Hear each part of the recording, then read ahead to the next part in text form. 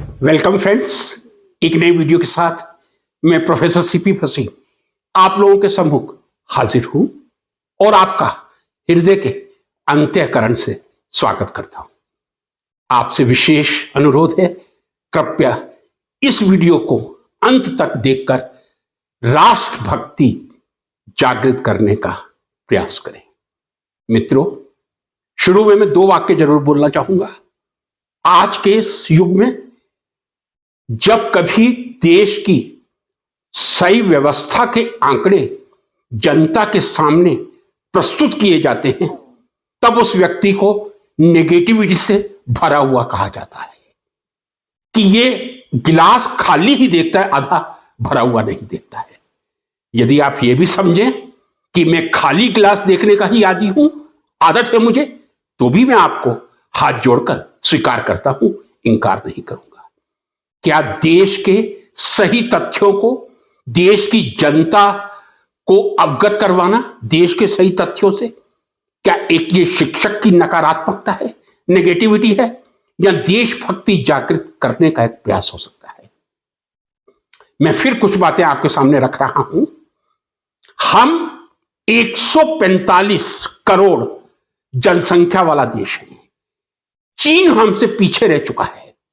हमारे देश की जनसंख्या विश्व की टोटल 800 करोड़ 8 बिलियन जनसंख्या का लगभग 18 या 19% है।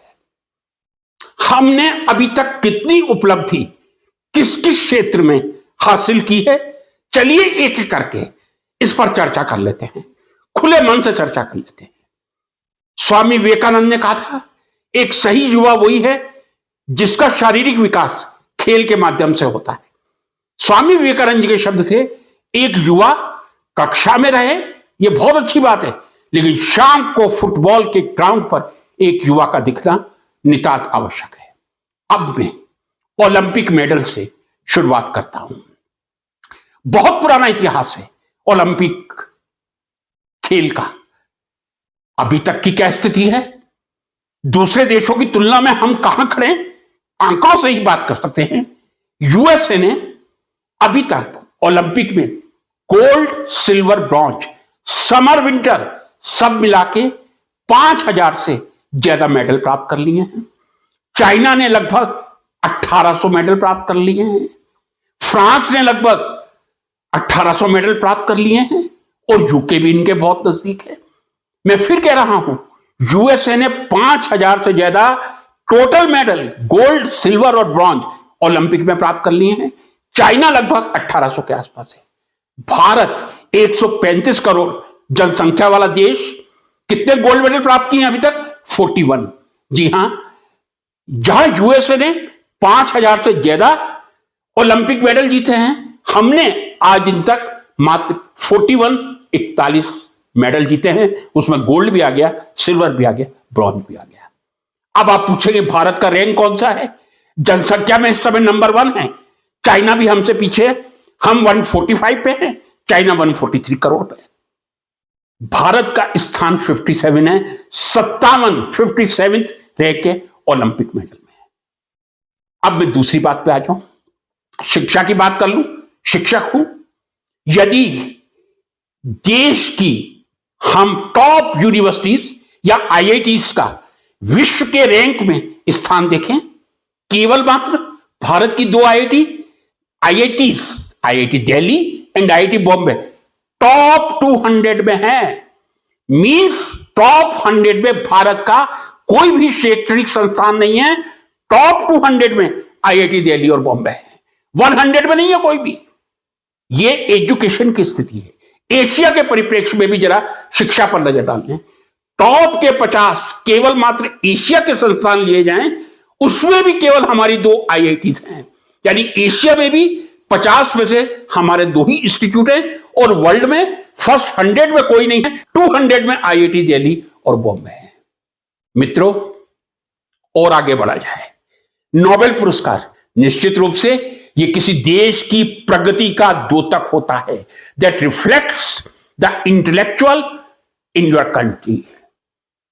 यूएसए लगभग 400 या 400 से ज्यादा नोबेल प्राइज प्राप्त कर चुका है। 400 नोबेल प्राइज प्राप्त करना एक आसान खेल नहीं है। यूके ने 150 के करीब प्राप्त किए होंगे और भारत ने कुल कितने नोबेल प्राइज प्राप्त किए हैं? शुद्ध भारतीय कहें 5 शुद्ध भारतीयों ने नोबेल पुरस्कार प्राप्त किए हैं। 1913 में रविंद्रनाथ टैगोर, 1930 में सर सीवी रमन, 1983 में चंद्रशेखर वेंकट रमन जी, उनको भी गिन लेते हैं चलिए। 1979 में मदर टेरेसा, 2014 में कैलाश सत्यार्थी, 2019 में इकोनॉमिक्स में अभिजीत बनर्जी।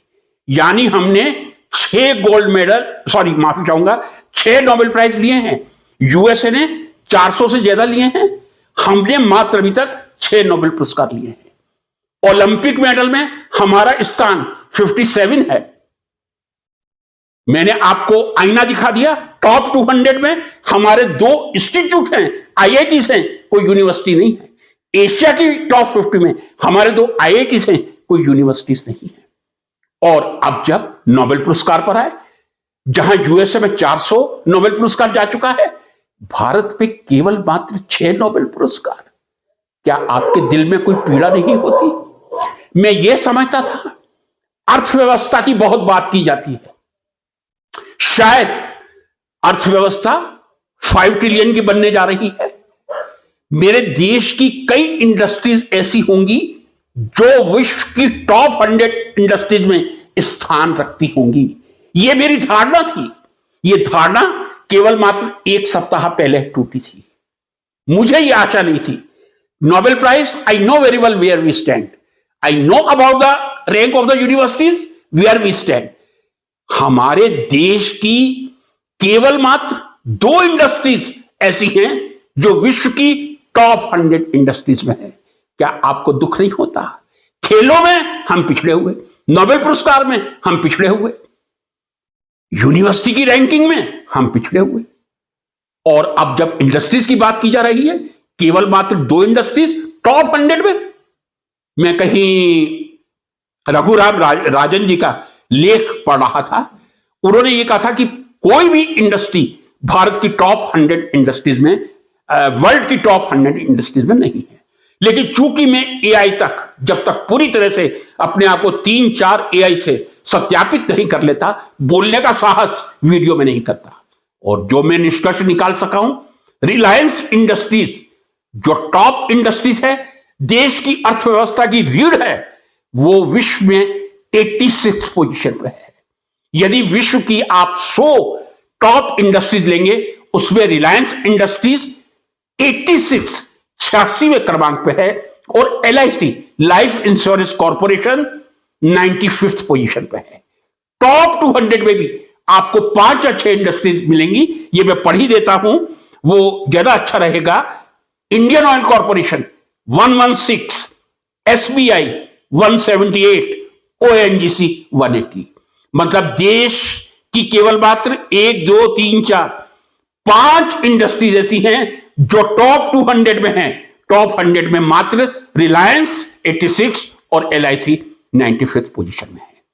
क्या हमारे देश की कोई ऐसी लाइब्रेरी है जो टॉप 100 में हो? जी नहीं, कोई ऐसी लाइब्रेरी नहीं है जो टॉप 100 में स्टैंड करती हो। कहां हम खड़े हैं? हमने भव्य राम मंदिर बना दिया।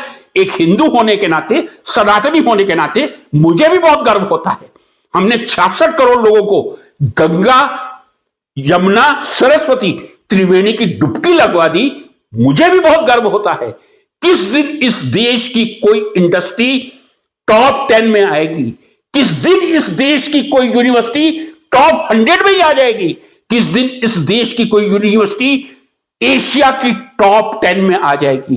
किस दिन हमारे यहां गोल्ड मेडल, फिर बहुत दुख के साथ कह रहा हूं, यूएसए 5000, चाइना 1800, इंडिया 41। क्या आपके दिल में पीड़ा नहीं होती?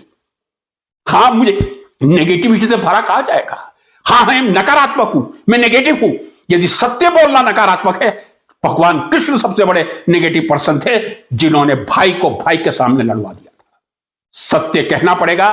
कृष्ण ने भी कहा था, जब आप चुप्पी साध लेंगे तब अधर्म का विस्तार होगा और धर्म का नाश होगा। यह भगवान श्री कृष्ण का संदेश है। कृपया देशभक्ति जागृत कीजिए। किसी क्षेत्र में तो आगे बढ़े। एक अच्छा पुस्तकालय बनाएं, ओलंपिक में गोल्ड मेडल, अरे सिल्वर लाएं, ब्रॉन्ज लाएं। क्या 41 145 करोड़ की जनता में 41 टोटल मेडल, और अमेरिका में मोर देन 5000। क्या आपके दिल को संतोष मिलता है? टॉप 200 में कोई भी, टॉप 100 में कोई भी यूनिवर्सिटी नहीं, और टॉप 200 में भी कोई यूनिवर्सिटी नहीं, केवल 2 IIT। क्या आपको संतोष मिलता है? टॉप 100 में केवल मात्र 2 इंडस्ट्रीज, रिलायंस 86, LIC 95। क्या आपको संतोष मिलता है? किस प्रकार की अर्थव्यवस्था है जब हमारा कोई उद्योगी टॉप 10, टॉप 50 में नहीं खड़ा और टॉप 100 में केवल मात्र LIC और रिलायंस खड़ी है? हम कितने ट्रिलियन की अर्थव्यवस्था बना लें, 100 ट्रिलियन की बना लीजिए, जब तक आपका विजन लॉन्ग नहीं होगा, जब तक आप देश के पढ़े लिखे लोगों की कद्र नहीं करेंगे, रघुराम राजन को हम नहीं रोक सके। यदि मुझसे पूछा जाए, मैं ईमानदारी से कहूंगा, डॉक्टर मनमोहन सिंह और डॉक्टर रघुराम राजन दोनों एट पार हैं इकोनॉमिक्स में। चाहे कोई यह कह सकता है कि रघुराजन मनमोहन सिंह जी से थोड़े हायर लेवल के, लेकिन मैं ये कहूंगा जिस तरह 91 में मनमोहन सिंह जी ने देश की अर्थव्यवस्था को उभारा था, वो एक बड़ा अर्थशास्त्री कर सकता है। रघुराम राजन को हम अपने देश में नहीं रोक पाए क्योंकि उन्होंने सरकार के एक कृत्य का विरोध किया था कि मत कीजिए, इससे देश को नुकसान होगा, और हुआ है देश को नुकसान। लेकिन रघुराम राजन को वापिस अपना सामान पैक करके USA जाना पड़ा। फ्रेंड्स, देशभक्ति किस तरह जागृत होती है, कृपया विचार करें। अधिक समय तक हाथ पर हाथ रख के ना बैठें। यह देशभक्ति नहीं कहलाएगी, यह हमारी असमर्थता और हमारी अयोग्यता ही कहलाएगी। नमस्कार।